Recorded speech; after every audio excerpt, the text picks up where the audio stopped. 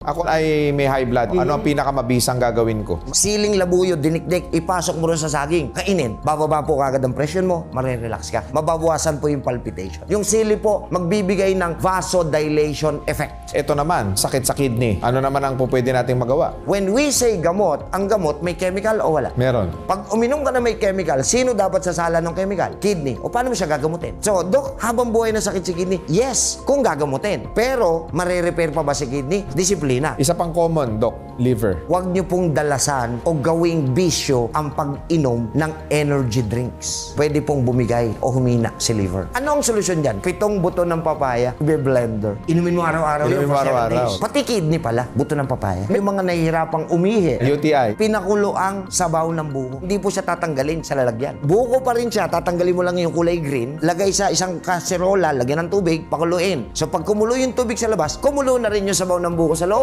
Yun ngayon ang natural antibiotic mo.